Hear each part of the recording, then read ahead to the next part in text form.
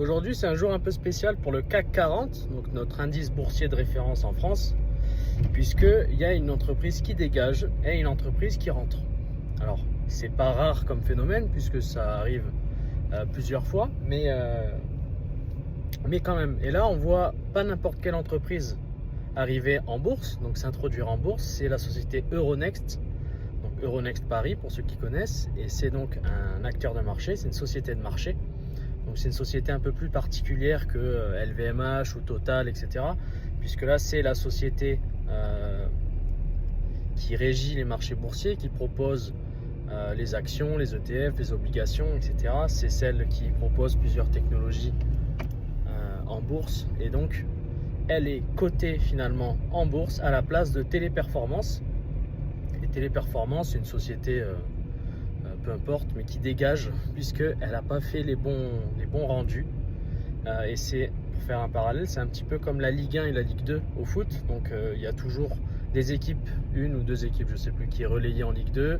Et en Ligue 2, pareil, le premier et le deuxième montent en Ligue 1. Ben là, c'est la même chose. Donc quand une entreprise ne fait pas ce qu'il faut, pendant une année ou deux consécutives, et que les bilans ne sont pas bons, eh ben, elle dégage.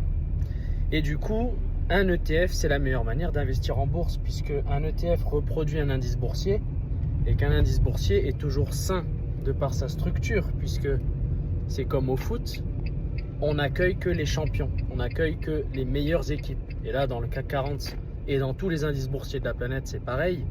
Il y a un cahier des charges, il faut le respecter, et si on ne le respecte pas, ça dégage. Et là, c'est ce qui est en train de se passer. Et donc, c'est plutôt bon signe, c'est sain en fait. Et un ETF, du coup, est rarement dans le rouge, si je puis dire, sur le long terme. Pour moi, c'est la meilleure façon d'investir sur le long terme pour un particulier, puisque il n'y a pas à se soucier qu'une entreprise décote ou sorte du marché de référence, etc. Et donc là, ceux qui avaient par exemple des actions sur Téléperformance, ils serrent un peu des fesses, comme on dit, puisque l'action, elle va forcément dégringoler, si c'est déjà pas le cas. Et du coup, ils vont revendre à perte ou ils vont garder. De toute façon, ça finira par s'écrouler. Donc voilà, c'était la petite minute du jour sur les marchés financiers.